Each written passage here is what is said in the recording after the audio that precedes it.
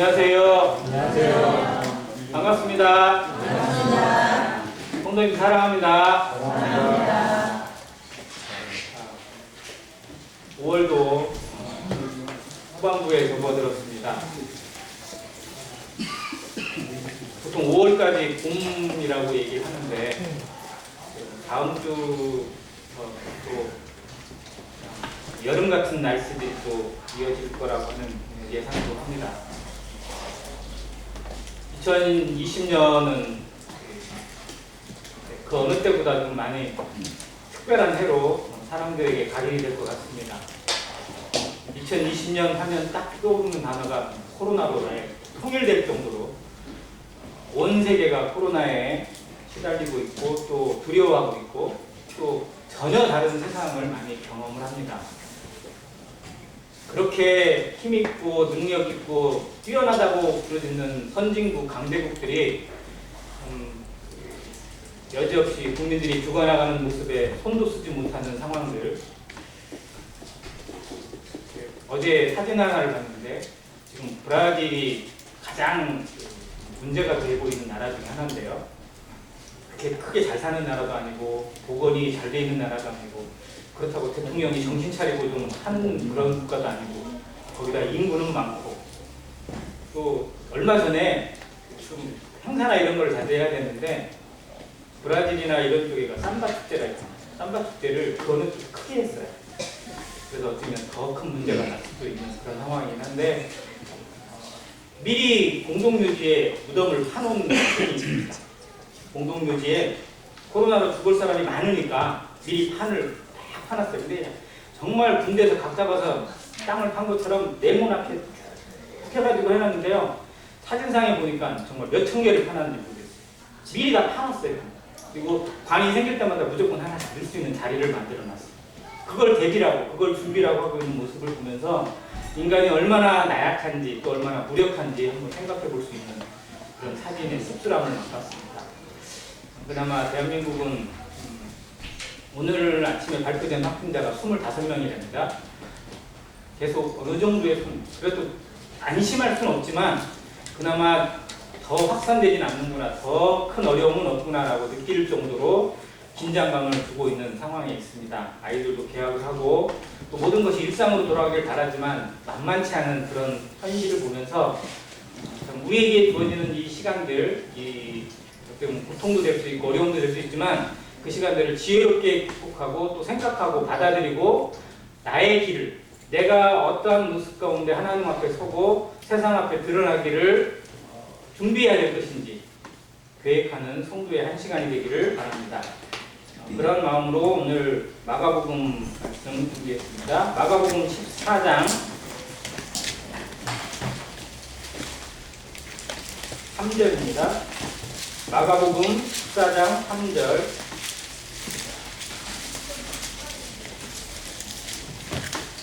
9절까지 말씀인데요. 교독해서 읽어보도록 하겠습니다. 마가복음 14장 3절 제가 먼저 읽겠습니다. 예수께서 배단이 나병 환자 시몬의 집에서 식사하실 때에 한 여자가 매우 값진 향유 곧 순전한 나드 한 옥합을 가지고 와서 그 옥합을 깨뜨려 예수의 머리에 부으니 어떤 사람이 말을 내어서 말하되 어찌하여 이 향유를 버리는가. 이 향유를 300데나리온 이상에 팔아 가난한 자들에게 줄 수 있었겠도다 하며 그 여자를 책망하는지라.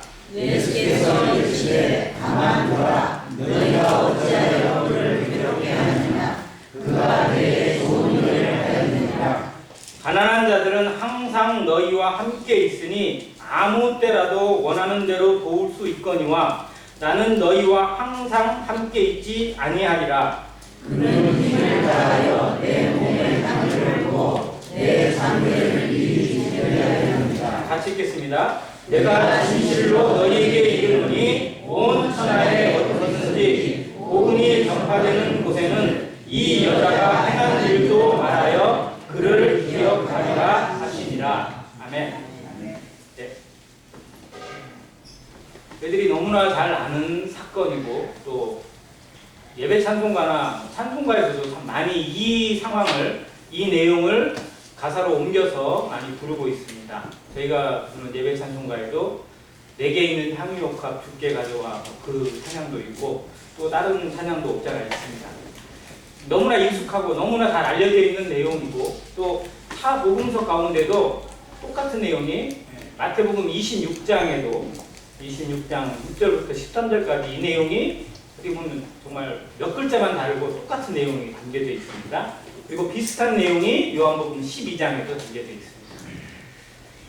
깨어진 향유옥합, 예수님의 머리에 부은 향유옥합의 의미를 다시 한번 생각하면서 왜 이 여인은 자기 일생을 모은 이 옥합을, 이 향유를 과감하게 깨뜨렸는지, 왜 예수님의 몸에 부었는지, 그리고 그것이 우리에게 이 2000년대를 살아가고 있는 성도들에게 주는 의미는 또 무엇인지, 과연 나는 마지막 시대를 살아가고 있는 우리 성도들은 무엇을 깨뜨리고 있는지, 무엇을 붓고 있는지 한번 돌아볼 수 있는 그런 한 시간이 되기를 바랍니다.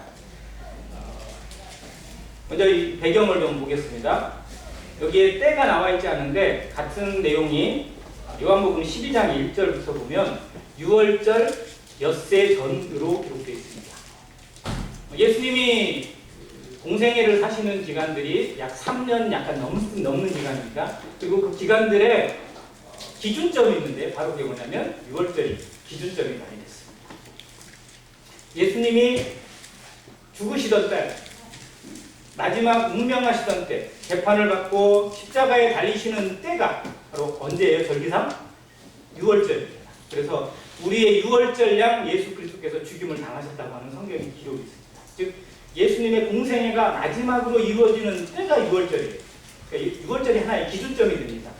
그리고 시작점은 6월절은 아니지만 6월절을 항상 거치면서 그 공생의 어떤 기록들을 했어요. 그러니까 6월절이 기준이 되어서 3년 이상의 시간들을 쭉 보내셨습니다. 그리고 그 6월절 때마다 예수님은 주로 예루살렘에 계셨어요.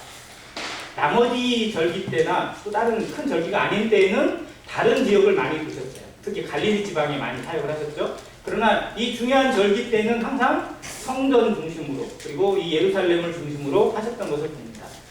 오늘 이 6월절은 예수님의 공생애에 있는 마지막 6월절이에요. 그래서 예수님이 죽으시기 6일 전이라고 보시면 돼요. 일주일도 남기지 않았어요.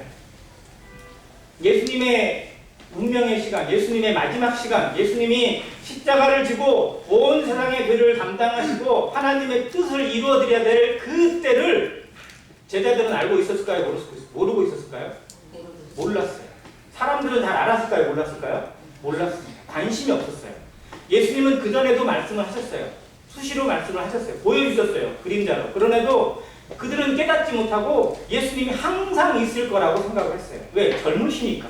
그리고 우리랑 같이 계셔야 되니까. 예수님이 계셔야 든든하고 예수님이 우리랑 함께 있어야 우리가 힘을 발휘하니까. 그래야 우리가 지도자가 될 수 있고 우리가 힘을 발휘해서 이스라엘에 뭔가 좀 해볼 수 있으니까 예수님은 우리랑 계실 줄 알았어요. 근데 예수님은 그들이 아무리 원해도 가셔야 돼요? 안 가셔야 돼요? 가셔야 합니다. 왜? 하나님의 뜻이니까. 그걸 위해서 오셨으니까. 그들과 함께 있는 것보다, 그들 속에 머무는 것보다 하나님의 뜻을 이루어드리는 것, 주님이 죽으셔야 했고, 주님이 모든 세상의 죄를 짊어지고 십자가에 죽으셔야 했기 때문에 때가 정해져 있어요. 하나님의 때가 있어요. 우리가 아무리 원해도요, 우리가 아무리 이 땅에 머물고 싶어도 하나님의 때가 되면, 하나님이 부르시는 때가 되면 가야 합니다. 내가 있고 싶어서 있는 것도 아니고 하나님이 머물게 하시니까 있는 거고 부르시면 가는 것입니다. 그것이 성도의 본분이고 인생의 본분입니다. 아무리 내가 세상에서 오래 살고 싶어도 하나님의 때가 멈추면, 하나님의 시간표가 멈추면 우리가 주장할 수 없습니다. 그래서 주어진 기회를, 주어진 시간을 어떻게 활용하고 어떻게 하나님께 돌려드리고 하나님 앞에 어떤 순종으로 살아가느냐가 인생이 가장 지혜로운 것입니다. 오늘 우리에게 시간이 주어져 있다면, 내게 기회가 주어져 있다면 그 시간을 누구를 위해서, 무엇을 위해서 쓰고 있는지, 무엇을 위해 이 시간이 하나님께 돌려질 만한 예배가 되고 있는지 생각하고 또 돌아볼 수 있는 성도가 되시기를 간절히 바랍니다. 자, 그 의미로 6월절이 이제 엿새 남았어요. 그리고 그날 이곳에 오셨습니다. 이곳은 베단입니다. 베다니는 예루살렘에서 예루살렘으로 들어가려고 하는 그 길목에 감람산이라는 산이 있습니다. 예수님이 주로 많이 가셨고 기도하러 많이 가신 곳이고 겟셋마네도 그곳에 있습니다. 그 감람산을 통과하는 가장 거점이에요. 베단이라는 동네가 시골 동네이지만 예루살렘을 가려고 할 때마다 꼭 거쳐가는 동네. 물론 예루살렘에 가는 길이 다른 길도 있어요. 그러나 예수님은 항상 그 길을 많이 가셨어요. 그리고 지금 이때는 예루살렘에서 낮에 생활하시고 낮에 말씀을 전하시고 성전에 대해서 눈물을 흘리시면서 성전이 어떻게 무너질 것인지 예언하시는 때도 이때예요. 그러니까 그 예루살렘에서 낮에 생활하시고 밤에는 저녁 때는 어디로 오셨냐면 다시 베다니로. 그리고 베다니에서 주무세요. 그리고 다시 아침이 되면 예루살렘으로. 그 일을 계속 하시던 때입니다. 마지막 주간 때. 즉 베다니는 예수님 앞에 휴식처였고 거점이었고 그리고 안식처였어요. 왜냐하면 이 베다니에 예수님을 사랑하는 사람들이 참 많았습니다. 가장 대표적인 가정이 바로 나사로와 마리다와 마리아의 가정. 그들이 베다니에 있고요. 지금 여기에 있는 이 집도 시몬의 집이에요. 문둥이 시몬의 집. 자, 그 집에 예수님이 방문하셨고 많은 사람들이 거기에 모였습니다. 자, 그러면 이 문둥이 시몬은 계속 문둥이였을까요? 고침을 받았을까요? 계속 문둥이였는데 사람들을 초청하고 예수님을 초청했을까요? 아니죠. 고침을 받았을 겁니다. 예수님께 고침받은 문둥이. 그 전에 문둥병자여서 도저히 희망도 없고 사람들과 만날 수도 없고 접촉할 수도 없고 정말 외로이 살 수밖에 없던 그 사람에게 예수님의 손길, 예수님의 은혜가 닿아서 그는 구원받았을 것입니다.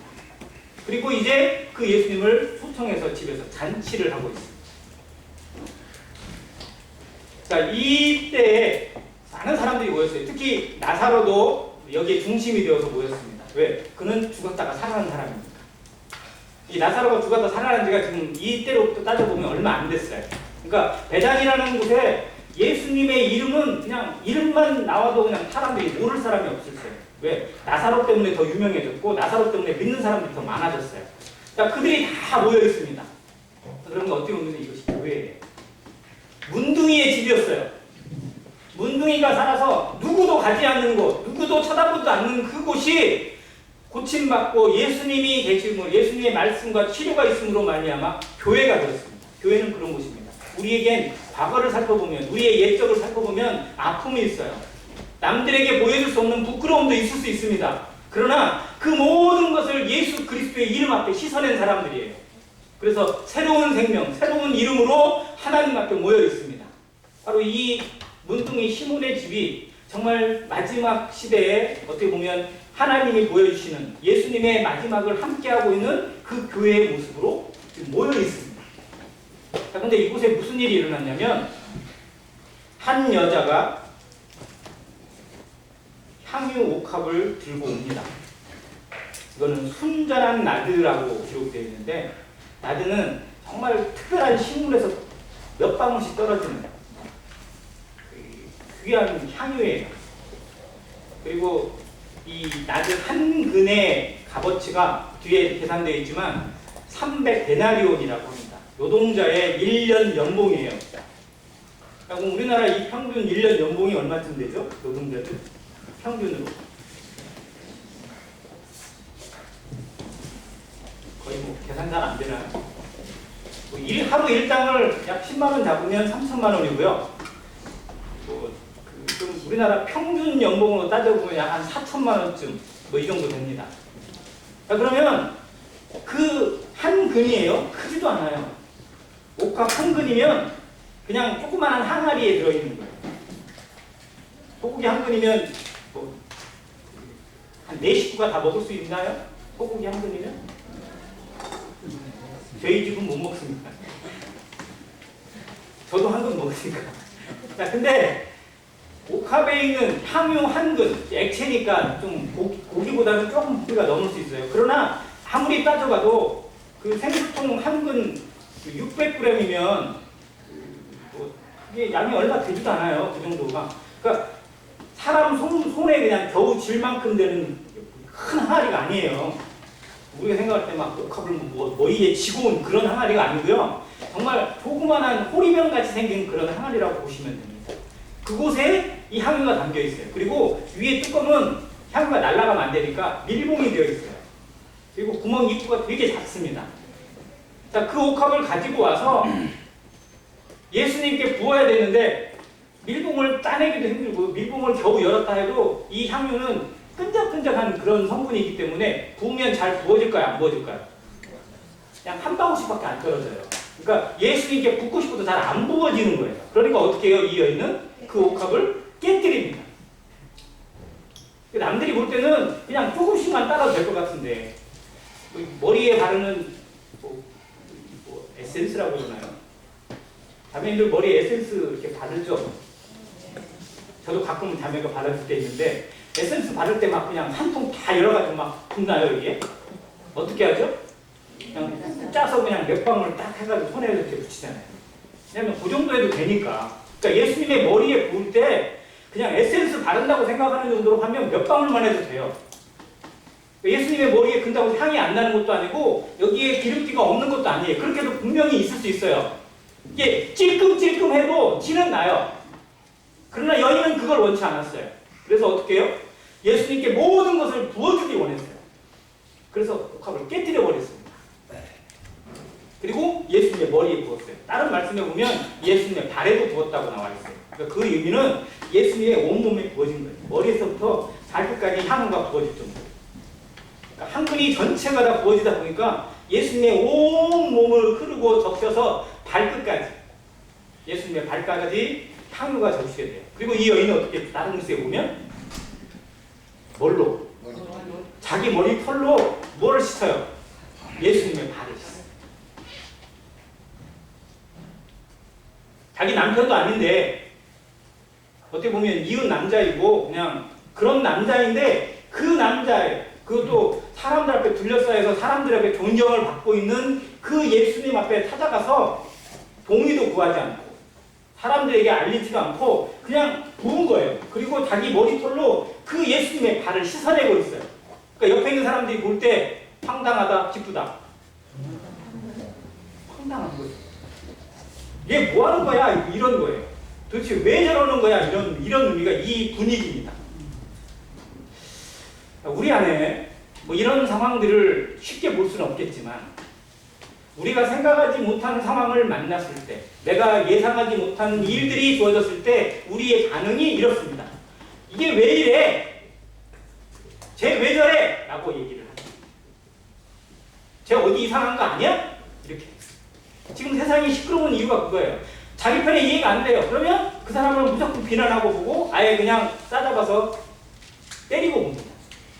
지금 그 일이 지금 이곳에서 하나님의 교회라고 부를 수 있는 이 시몬의 집에서 지금 일어나고 있어요. 자, 그럼 이 여인을 비판하고 책망하고 뭐라고 하는 사람들은 누굴까요? 누구죠? 누가 지금 이 여인에게 나서서 지금 다 뭐라고 하죠? 제자. 그 중에 가장 대표적인 제자가 누굴까요? 유다. 바로 유다. 유다가 특히 나서서 그랬어요. 자, 그들이 그 제자들이 또 유다가 했던 이야기가 뭐냐면요. 어찌하여 이 귀한 향유를 허비하느냐는 겁니다. 허비하는 거예요. 자, 여인의 마음은 허비예요? 아니에요? 아닙니다. 여인은 결코 허비한다고 생각하지 않았어요. 그러나 그 사람이 볼 때는, 그들이 볼 때는 그 행위는 허비하는 것으로 보여요. 낭비로 보여요. 쓸데없는 일로 보이는 겁니다. 그러니까 뭐가 아까운 거냐면 그 향유옥합이 바닥에 쭉 부러지고 나서 사람의 몸을 흘러서 바닥에 쭉 떨어지고 나면 엎드려진 물이나 마찬가지잖아요. 그러면 다시 쓸 수 있어요? 없어요? 없어요. 야, 그렇게 귀한 것을 몇 방울만 떨어뜨리지 왜 다 깨뜨려가지고 온몸에다 부숴가지고 다 버리냐? 이런 의미예요. 할 거면 몇 방울만 해도 되는데 충분한데 지금 뭐 하는 거냐? 300데나리나 되는 그것으로 바꿔가지고 차라리 가난한 사람들에게 나눠주면 훨씬 더 많은 일을, 훨씬 더 좋은 일을 많이 했겠다라고 계산하고 있어요.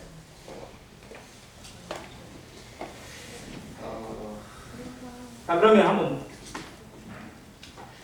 합리적으로 보면 여인의 투자는 너무 과한 것 같은 느낌이 듭니다. 아까 얘기한 것처럼 예수님의 머리에 붓는 정도고 예수님 앞에 그 향을 나타내는 정도라면 아까 얘기한 것처럼 밀봉을 열어가지고 몇 방울만 조금만 떨어뜨려도 돼요, 안 돼요? 돼요. 이게 합리적이에요.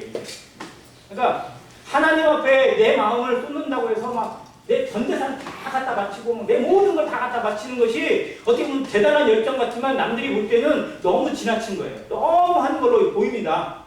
그럴 수 있어요. 그래서 야, 왜 그렇게 해? 너무 그러지 마. 그러니까 어느 선을 좀 지켜. 뭐 이렇게 얘기할 수 있어요. 야, 그리고 그들이 생각하는 것 중에 가장 좋은 건 뭐냐면 그 정도의 가치라면, 즉 4천만 원 정도의 가치가 있는 거면 그렇게 함부로 쏟거나 함부로 버리는 것이 아니라 차라리 가난한 사람들이나 좋은 일에 봉사활동도 하고 뭣도 하고 여러 가지 할 일이 얼마나 많아. 그렇게 쓸 수 있으면 더 좋잖아 라고 얘기를 해요. 그러니까 어떻게 보면 인간적으로 대단히 합리적인 얘기를 하는 것 같습니다. 그런데 더욱 놀라운 건 뭐냐면 예수님의 말씀이에요. 자, 상황이 반대적인 상황이 나타났을 때 가장 중요한 건 뭐냐면 하나님이 뭐라 말씀하시는지입니다. 예수님은 그 상황에 무엇이라 말씀하셨는지. 만약 예수님이 하나님이 그런 일에 분별의 말씀을 또 정확한 말씀을 주시지 않았다면 그건 우리가 스스로 생각해도 돼요. 말씀에 나타나 있지 않다면. 그러나 말씀에서 기준하고 있고 말씀에서 가르치고 있다면 그것이 진리고 그것이 하나님의 뜻이라는 겁니다. 그래서 말씀은 뭐라고 가르치는지, 말씀은 나에게 뭐라 말씀하시는지를 들어야 됩니다. 자, 예수님의 말씀을 들어볼게요. 가만 두어라. 너희가 어찌하여 그를 괴롭게 하느냐. 그가 나에게 무슨 일을 하였다고요? 좋은 일을 하였느니라. 여기 좋은 일이라는 단어가 다른 쪽으로 생각하면 선한 일입니다. 선한 일. 여러분, 제자들이 생각하는 가난한 사람들을 돕는 일은 좋은 일이 아니에요? 그건 나쁜 일인가요? 그것도 좋은 일이죠. 자, 근데 더 좋은 일이 있어요. 가난한 사람들을 돕는 일보다 봉사활동을 하고 어떤 것에 사람들을 돕는 것보다 더 좋은 일이 뭐냐? 바로 주님을 높여드리는 겁니다. 하나님을 높여드리는 거라는 거예요. 자, 그래서 여기에 헬라어로 두 단어가 있는데요. 선이라고 하는 단어, 좋은 일이라고 하는 단어가 헬라어로 두 단어가 있어요. 우리가 흔히 아는 선이 착한 일이 아가도스입니다. 아가도스. 이거 일반적인 착한 일이에요. 근데 하나님이 말씀하신, 여기 예수님이 말씀하신 이 좋은 일, 선한 일은 다른 단어가 있는데 칼로스입니다. 이게 하나님께 드려지는 선한 일이에요. 하나님의 뜻에 순종하는 착한 일입니다. 그러면 성도도, 세상을 살아가는 성도들도 아가도스의 선을 행해야 돼요? 안 해야 돼요? 행해야 합니다. 그러나 아가도스보다 더욱더 놀라운 한 차원 높은 칼로스의 선을 내 삶에서 실천하기를 원하는 자가 되어야 됩니다. 그래서 때로는 아가도스를 버릴 각오도 해야 돼요. 사람들 앞에, 세상 앞에 잘 보이는 것에 대해서는 포기할 수도 있어야 됩니다. 하나님의 뜻이라면, 하나님께 내가 드려지는 것에 대해서 세상이 걸림이 된다면 그걸 버릴 수 있어야 돼요. 그래서 주님께서 내가 세상에 화평을 들어온 것이 아니라 칼을 들어왔다고 얘기하고, 누가 원수가 된다고요? 자기 집에 있는 사람들이 자기 원수가 될 수 있다고 했어요. 왜? 하나님의 뜻에 거슬리는 일이 나타난다면 그건 하나님의 원수가 되는 거니까. 이 의미에서 정말 이 선을 분별할 수 있어야 된다는 겁니다. 제자들이 말하는 선과 하나님이 추구하는 선, 그리고 이 여인이 동의했던 선의 모습을 과연 우리는 어떻게 지켜보는지를 보기를 바랍니다. 자, 그러면 이 여인이 요한복음 12장에 보면 누구로 나타나냐면 마리아로 나와 있습니다. 마르다의 동생, 또 나사로의 여동생 마리아로 나와 있어요. 자, 그러면 그가 부은 이 향유 옥합은 다른 의미로 신부가 결혼식에 가져가는 신부 지참금이라고 합니다. 자기의 인생을 다해서 자기 자신의 삶을 어떻게 살아갈 것인지, 어떠한 생활을 할 것인지, 내 인생을 어떻게 꿈꾸고 어떠한 미래를 계획하면서 어떻게 살아갈 것인지를 계획하고 준비하고 실천하고 모으는 것, 그것이 바로 향유 옥합입니다. 유대의 여자들은 이 향유 옥합을 자신의 결혼 지참금으로 준비를 해갔다고 합니다. 지금 자기 인생이 걸려 있는 거예요. 자기 삶이 걸려 있습니다. 자기의 미래가 걸려 있어요. 내 인생을 어떻게 살아갈 것인지, 내 인생을 어떻게 꿈꿔가고, 어떠한 가정과 어떠한 결혼을 통해서 내 인생을 어떻게 만들어갈 것인지가 이 향유옥합 속에 담겨져 있는 여인의 계획이었습니다. 그리고 그걸 준비해 왔어요. 인생에 살아가는 성도들이, 또 세상의 젊은이들이 결혼을 준비하고 자기의 미래를 준비하면서 적금도 하고 또 뭣도 하고 뭣도 준비하고 여러 가지 것을 준비합니다. 세상에 지혜로운 것들이 참 많아요. 준비를 합니다. 그것이 나쁜 것이 아니에요. 그건 정말 좋은 일이고 당연히 해야 되는 일입니다. 근데 이 여인이 지금 무엇을 계획하고 꿈꿨냐면 그 자신의 인생을 생각하면서 준비해왔던 것을 과연 하나님 앞에, 예수님 앞에 어떻게 드려야 될 것인지를 고민하는 시간입니다. 과연 내 인생을 포기할 것인지, 하나님을 높여드리기 위해서, 예수님께 드리기 위해서 내 인생에 꿈꿔왔던 모든 미래의 것들을, 계획들을 다 깨뜨리고 포기하고 주님께 부을 것인지, 아니면 그냥 내 인생 내가 그냥 계속 살아갈 것인지를 고민하고 있는 흔적이 이 향유옥합에 담겨 있다는 것입니다. 오해하시 마시기 바랍니다. 이 향유옥합에 대한 말씀은 헌금 이야기를 하는 것이 아닙니다. 헌금은 이렇게 드려야 된다고 가르치는 목사들도 있지만 그건 분명히 이 말씀을 잘못 가르치는 겁니다. 이건 현금에 대한 얘기는 결코 아니에요. 이건 예배입니다. 예배. 자, 이 여인은 자신의 인생과 예수님 앞에 드려지는 예배를 비교했습니다. 자, 내 인생이 중요해요? 하나님께 드리는 예배가 중요해요?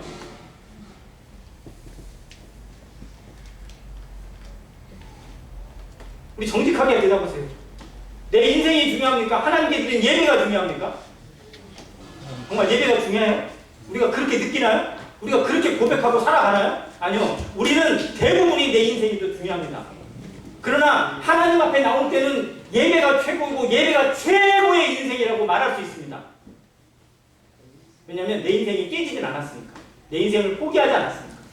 근데 지금 이 여인은 그 갈등에 서 있어요. 그리고 내 인생을 과연 드려야 할 것인지 말 것인지. 자, 근데 예수님은 가시는 길이 정해져 있습니다. 지금 예수님은 죽음을 앞두고 계세요. 사람들은 잔치집을 벌이고 있고 음식을 먹으면서 기뻐하고 나사로가 어떻게 살아났는지 그 이야기를 할 겁니다. 시몬이 문둥병에서 어떻게 고침받았는지 좋은 것들만 이야기하고 있을 거예요. 근데 이 여인의 마음에는 뭐가 담겨 있냐면 예수님의 십자가가 보이는 거예요. 예수님이 나를 위해서, 우리를 위해서 어떠한 일을 가시는 하나님이신지, 그분이 왜 그 고통을 당하시고 왜 죽으셔야 되는지를 생각하면서 자신이 그 예수님 앞에, 예수님의 죽으심 앞에, 그 예수님의 십자가 앞에 과연 무엇을 드리는 것이 마땅한지 고민하고 있습니다. 누구나 다 마리아가 될 수는 없습니다. 저도 그렇게 설교하지는 않습니다. 그러나 마리아의 마음은 우리가 알아야 합니다. 마리아가 무엇을 고민했는지 밤새도록 고민했을 수도 있고 정말 얼마나 놀라운 기도를 드렸는지 얼마나 예수님의 지난 말씀들을 묵상했는지 알 수 없지만 적어도 그 10년 가운데 자신의 옥합을 깨뜨리기 위해서 자기 자신을 깨뜨리기 위해서 내 미래를 깨뜨리고 예수님께 붙기 위해서 정말 엄청난 고민과 엄청난 기도를 드렸을 것은 분명합니다. 우리의 삶이 우리의 예배가 가볍게 드려지지 않기를 간절히 바랍니다. 그냥 나오는 예배는 하나님이 받을 수가 없습니다. 주일이니까 나오고 주일이니까 앉아있고 주일이니까 나는 드렸다고 생각할지 모르지만 하나님이 받으셨는지 정말 내 마음을 하나님이 얼마나 받으셨는지 우리 안에서 진지한 고민이 있길 바랍니다. 우리의 예배가 정말 허투루 드려져서는 절대 안 됩니다. 하나님이 나를 위해 무슨 일을 당하셨는지 하나님의 마음이 얼마나 여기에 쏟아졌는지 이 떡과 잔에 예수님의 마음은 얼마나 부어졌는지 과연 그것이 무엇을 위한 예수님의 희생이었고 눈물이었는지 나는 그것을 얼마나 감사함으로 얼마나 뜨거움으로 받고 있는지 우리 마음에 변화가 없고 내 심령에 변화가 없고 내 삶에 변화가 없다면 그건 예배 아닙니다. 적어도 예배를 나오려면 예배에 내 마음이 참석되어지고 내가 예배자가 되기 위해서는 우리 마음이 진지하게 고민하고 준비하시길 바랍니다. 적어도 정말 눈물을 흘리지는 못할지라도 정말 얼마나 많은 시간들을 쏟아부을지는 모르지만 적어도 주님의 고난을 기억하고 감사하며 기억하며 내가 어떠한 자가 되었는지 내가 얼마나 놀라운 은혜를 입은 자였는지 정말 진지하게 묵상하고 내 마음을 주님 앞에 쏟아놓는 마리아가 깨진 그 향유옥합처럼 내 심령이 하나님 앞에 깨어지기를 기도하는 예배가 되기를 원합니다. 안인교회에서 그러한 예배가 하나님 앞에 드려지기를 간절히 기도합니다. 1시간 참석하는 것이 예배는 아니라는 사실을 기억하시기 바랍니다. 때로는 나도 가론자처럼 정말 예배자의 발목을 잡을 수 있고 그들의 마음을 더 아프게 할 수 있는 그런 사람이 될 수 있다는 사실을 생각합니다. 정말 누가 뭐라고 해도 누가 어떻게 해도 흔들리지 않는, 요동하지 않는 예배가 나로부터, 우리 교회로부터 하나님 앞에 드려질 수 있기를 기도하고 책임지는 안행교회 성도가 되시기를 간절히 바랍니다. 자, 여인이 드린 것에 대해서 또 한번 생각해 보겠습니다. 아까 여인은 자신의 삶을 깨뜨리고 자신의 미래를 깨뜨리고 주님 앞에 드렸습니다. 어떤 고민을 했을지 한번 생각해 보겠습니다. 왜 예수님께 부어야만 한다고 생각했을까요? 왜 자신의 옥합이, 자신의 미래가, 자신의 삶이 예수님께 깨어져야 된다고 생각했을까요? 옥합을 깨뜨리는 의미가 영적인 의미로 무엇이 있을까요? 옥합을 깨뜨리는 것. 옥합은 이 여인에게 있어서 자신의 미래였잖아요. 자신의 어떤 삶이었습니다. 이것이 깨졌어요. 자, 그리고 그것은 영적으로 무엇이 깨지는 겁니까? 주님의 몸이 깨지는 겁니다. 여인은 그 영적인 비밀을 깨닫는 거예요. 주님이 어떻게 부서질지, 어떻게 깨어질지, 어떤 고난을 당하실지, 어떤 죽음을 당하실지를 주님의 말씀에서, 주님의 모습에서, 주님의 가는 길에서 깨달았어요. 근데 그 길이 누구를 위한 길이에요? 주님을 위한 길? 아니요, 나를 위한 길이에요. 우리를 위한 길이에요. 모든 인류, 모든 생명, 모든 죄인들을 위한 하나님의 길이요, 구원의 길이요, 영생의 길이라는 것을 깨달았습니다. 근데 그 영생의 길이 그냥 부어지는 게 아니라, 거저 주어지는 것이 아니라 주님의 몸이 찢어지고 깨어져야 된다는 걸 깨달았어요. 부서져야 된다는 것, 다 쏟아져야만 된다는 것을 깨달았습니다. 그래서 자신도 그걸 깨기를 원했어요. 자신도 주님 앞에 그걸 드려주기를 원했고, 주님이 깨지는 것처럼, 주님이 부서지는 것처럼 자신도 부어지는 것이 아깝지 않다고 동감하게 됐습니다. 이게 주님과 소통입니다. 우리의 예배가 주님과 이런 소통이 이루어지기를 간절히 원합니다. 주님의 마음이 그대로 내게 닮아지고 내 마음이 주님 앞에 그대로 연결되어지는 예배가 안행교회를 통해서 드려지기를 간절히 원합니다. 주님이 그래서 제자들을 책망하시고 나무라십니다. 가만두어라. 저가 내게 무슨 일을 하였다고요? 좋은 일을 하였느니라. 주님이 좋은 일, 주님이 기뻐하시는 일, 하나님이 원하시는 일이 예배에 있다는 것입니다. 그냥 드려지는 예배, 참석하는 예배, 자리를 지키는 예배가 아니라 주님의 마음에 그대로 닮아지고 자신이 깨어지고 자신이 부서지는 예배, 내가 모든 것이 사라지고 내 자존심이 꺾여도 내 인생의 모든 것이 포기되어져도 주님만이 높여준다면, 주님이 영광 받으신다면 그것이 바로 예배가 된다는 사실을 깨닫는 그러한 성도들에게 의해서 하나님 앞에 귀하고 상급받는, 하나님이 기뻐하시는, 하나님이 꿈꾸시는, 그리고 요한복음 4장에 말씀하신 것처럼 하나님께서는 자기에게 이렇게 예배하는 자들을 뭐 하신다고요? 찾고 계세요. 누가 내 마음에 합한 예배를, 누가 내 심령에 정말 모든 것을 다 부어줄 만한 가치가 있는 예배를 드리는 자인지를 하나님은 찾고 계십니다. 지금도 찾고 계실 것입니다. 아니, 영원히 그런 예배를 찾고 계시고, 주님 앞에 서는 그날 우리가 우리의 모든 것으로 우리의 면류관을 하나님께, 주님께 드리면서 예배를 하게 되는 영광의 천상의 예배가, 천국에서의 예배가 우리를 기다리고 있습니다. 지금은 우리가 연습을 합니다. 지상에서 드려지는 교회의 예배는 천국에서 드려질 영원한 가치의 예배, 우리의 면류관이 드려지고 우리의 모든 것이 주님 앞에 그냥 아낌없이 쏟아지는 예배, 하나님이 나를 위해서 행하신 그 모든 것이 이것보다 더한 거니까, 이거는 비교도 안 되는 거니까 우리의 모든 걸 하나님께 드립니다. 내 인생, 내 삶, 아니 내 모든 것이 하나님께 드려집니다. 내가 제물이 되어져서, 내가 어린 양이 되어져서 하나님께 드려지는 예배를 그날 드릴 것인데, 지금은 우리가 연습하고 있습니다. 과연 우리는 연습을 얼마나 잘하고 있는지. 나의 삶, 우리가 매주마다 예배를 드리면 1년에 52번 예배를 드립니다. 지금까지 30년을 지내왔으면 적어도 1500번 이상의 예배를 드렸을 것이고요. 40년의 인생을 주님 앞에 예배를 드렸다면 2000번 이상의 예배를 우리가 드렸습니다.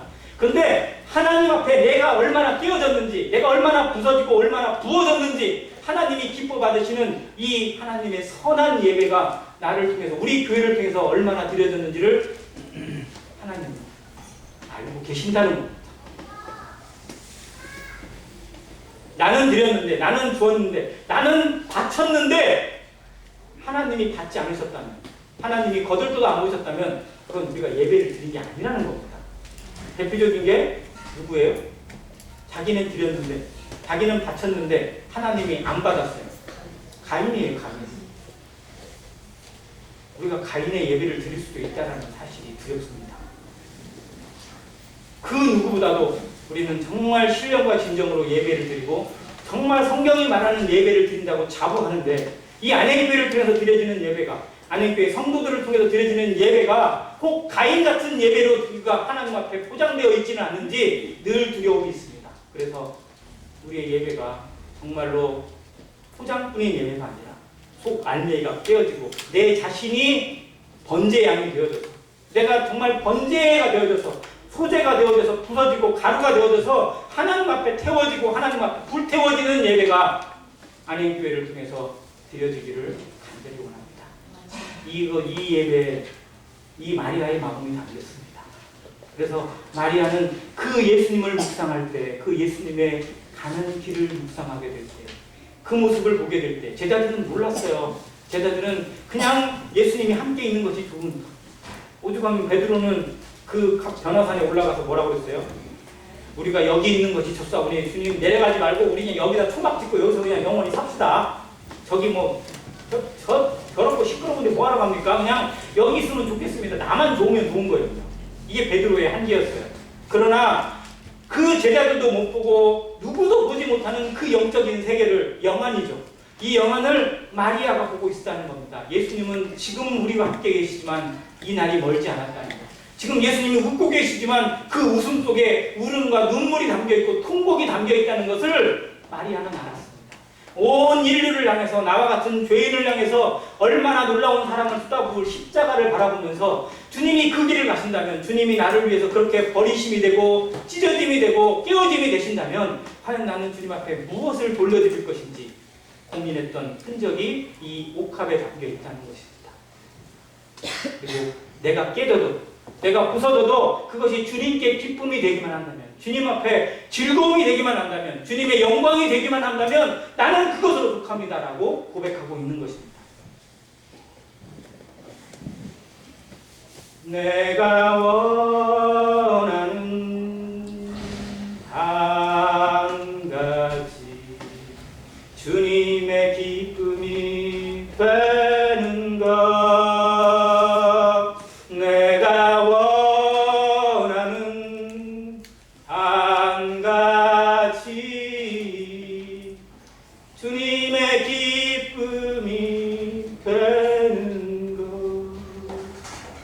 마리아의 마음, 성도의 마음이길 원합니다. 안행교회 성도들의 마음이 정말 내가 원하는 한 가지가 내 가족이 잘 되고 내가 잘 되고 내 이름이 사람들 앞에 높임받고 인정받는 것도 기쁨이 될지 모르지만 정말 내 마음속 간절한 기쁨은 주님의 기쁨, 주님의 영광, 주님의 이름이 높임받고 주님의 그 가치가, 주님의 복음이 나를 통해서 누군가에게 전달되어지는 것, 하나님이 영광 받으시는 것이 되기를 원합니다.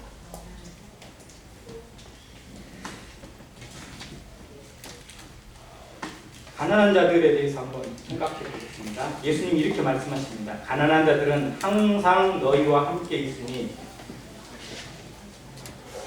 가난한 자들은 재물이 없어서 가난한 자도 있고, 영성이 부족해서 가난한 자도 있고, 친구가 없어 가난한 자들도 있고, 정말 수많은 가난한 자들이 우리 주변에 항상 있습니다. 교제가 부족해서, 위로가 부족해서 가난한 사람들, 마음이 슬픈 사람들도 우리 주변에, 아니 나부터 그러한 자인 것은 아닙니다. 우리 주변에 항상 있습니다. 그래서 우리는 그런 자들을 언제든지 도울 수 있습니다. 그리고 또 그것을 돕는 삶이 되는 것이 교회의 의무이기도 합니다. 우리는 마땅히 누군가를 돕는 역할을, 그래서 하나님의 몸된 교회에서 성도들을 돕고 사역자를 돕고 또 일꾼들을 도우면서 동역자의 길을 갖는 것이 당연합니다. 이 가난한 자들을 돕는 것은 뭐 주제 활동하고 봉사 활동하고 뭐 기부하고 하는 것도 포함되겠지만요, 교회 안에서 영적인 일에 동역자가 되는 것이 더욱 중요한 일입니다. 교회를 세우고 성도들을 세우고 하나님 앞에 위로의 길을 열어줄 수 있는 그런 삶, 당연히 중요합니다. 그러나 그것 위에 그 가치와 그 헌신과 그 봉사보다 더욱 중요한 가치, 결코 우리가 빼어서는 안 되는 가치가 뭐냐면 내가 하나님 앞에 예배자가 되는 것입니다. 신앙은 수평이 먼저예요? 수직이 먼저예요? 수직 관계가 먼저입니다. 하나님과의 관계, 하나님 앞에 서 있는 나의 자세와 태도와 나의 삶의 태도가 분명하고 아름답고 그리고 흔들림이 없으면 다른 사람과의 관계에서 요동함이 적습니다. 그러나 사람들과는 잘 어울리고 사람들과는 정말 그럴싸한데 하나님 앞에서의 모습이 예배가 아니고 하나님 앞의 모습이 위선이라면 그의 삶 자체가 위선이 되고 맙니다. 그래서 우리가 속지 않기를 바라고 정말 우선순위가 분명하기를 간절히 원합니다. 이것이 예수님 앞에 드려지는 마리아의 이 예배 속에 담겨 있습니다.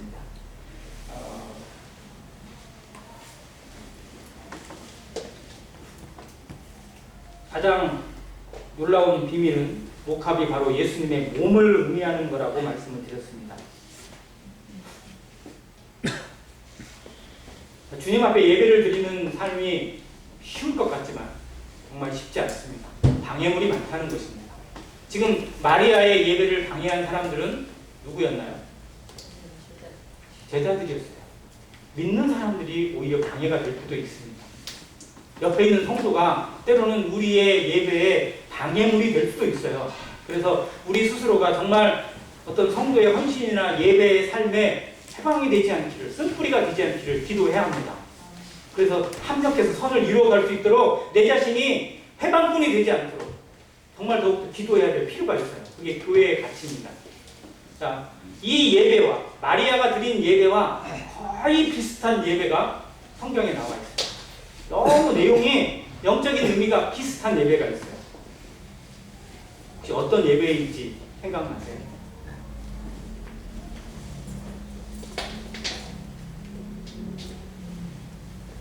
마리아가 드려지는 이 예배의 가치와 정말 어떤 의미에서 영적으로 비슷한 예배, 바로 동방 박사들이 드린 예배입니다. 알프레드 깁스가 쓴 예배라는 책에 나와 있는 내용인데요. 예배의 본질을 잘 보여주고 있는 성경의 사례들이라고 해서 첫 번째 이스라엘 백성들이 드린 그 자원하는 그 제사가 있었고, 신약 성경에서 동방박사의 예배와 마리아가 드린 향유 옥합의 예배가 나타나 있습니다.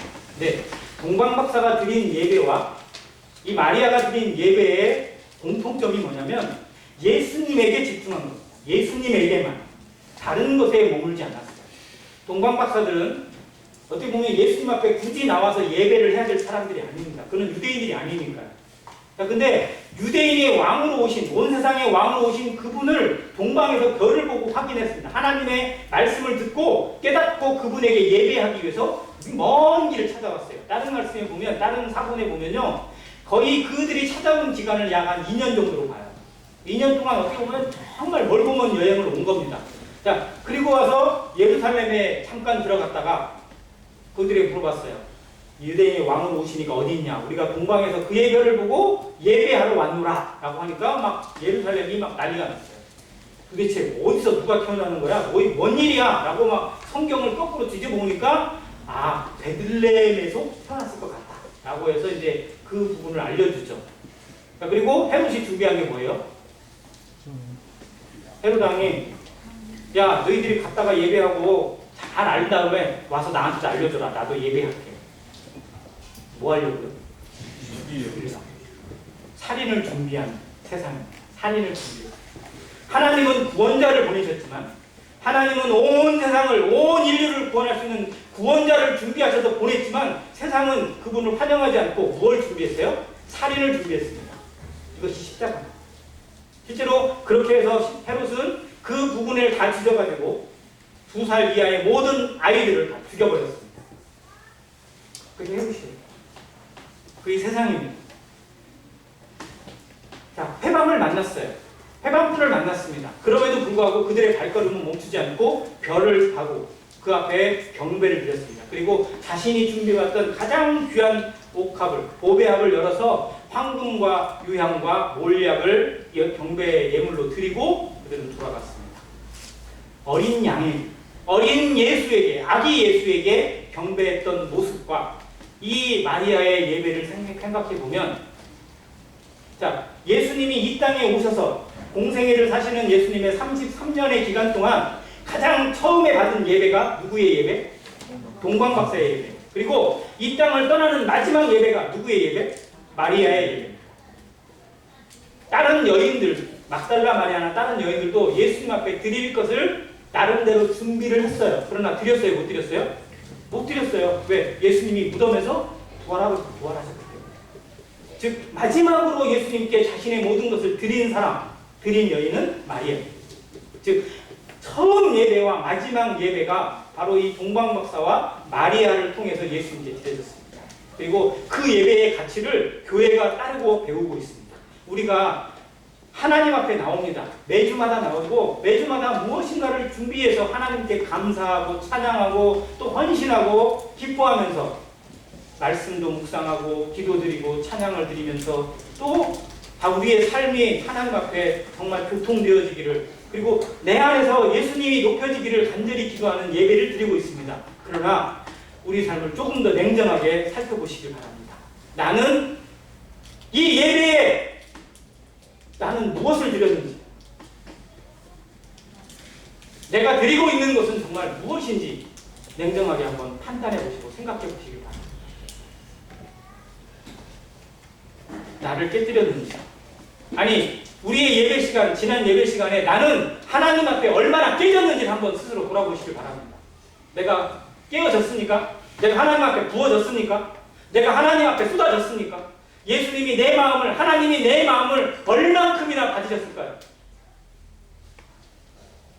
진지하게, 좀 더 정직하게 하나님 앞에 속이지 않는 정직함으로 고백하면서 내가 정말 아무것도 뜯은 게 없고 아무것도 부서진 게 없고 그저 내 생각에 머물러 있어서 자리만 치고 있다는 우리는 회개해야 합니다. 우리의 예배가 이런 예배가 되지 않기를 나부터 정말 눈물로서 회개하고, 정말 하나님 앞에 예배다운 예배가 내 다음이 쏟아지고 내 자신이 쏟아지고 내가 하나님 앞에 제물이 되어지고 예배가 되어져서 어린 양이 되어지고 번제 양이 되어져서 쏟아질 수 있는 그런 예배가 하나님이 기뻐 받으시는 예배가 이 안행교회를 통해서, 우리 가정을 통해서, 나를 통해서 드려질 수 있도록 우리는 더욱더 간절히 기도해야 합니다. 하나님이 이 예배를 얼마나 기뻐하실지. 그래서 뒤에 이렇게 기록합니다. 9절에 내가 진실로 너에게 이르노니 온 천하에 어디서든지 복음이 전파되는 곳에는, 하나님의 말씀이 전파되는 곳에는 이 여자의 행한 일, 이 여자가 행한 일이 뭐예요?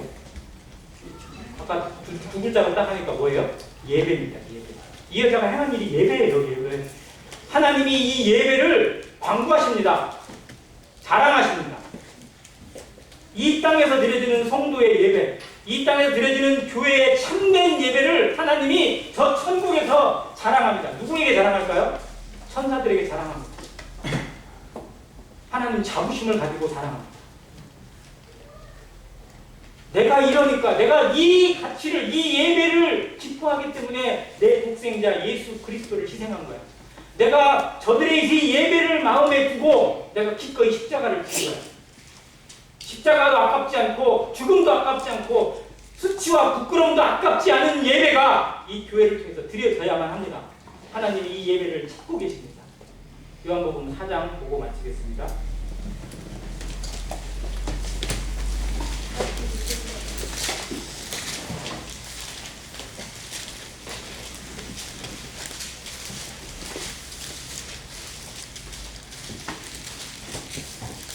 (23절과 24절) 요한복음 4장 23절과 24절 같이 한 목소리로 읽겠습니다. 시작.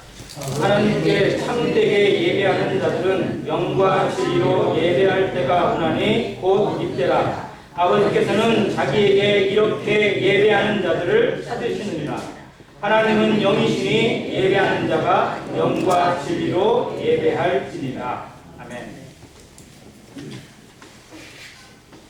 여인은, 마리아는 사람들을 만나기 위해서 온 것이 아닙니다. 그건 분명히 그들이 좋아하고 기뻐하고 좋은 사람들이 많았습니다. 그러나 목적은 분명했습니다. 예수님께 드리기 위해서 왔습니다. 우리가 예배당에 예배라는 이름을 걸고 나올 때는 사람도 중요합니다. 물론 성도들 얼굴을 보고 성도들과 교제하는 것도 대단히 중요합니다. 그러나 그 모든 것보다 우리의 예배를 대체할 수는 없습니다. 예배의 마음을 사람들에게 뺏기지 않는 예배가 우리에게 드려지기를 원합니다. 두 번째는 준비하는 예배입니다. 준비되어졌습니다. 준비하고 나왔습니다. 그냥 나오지 않았습니다.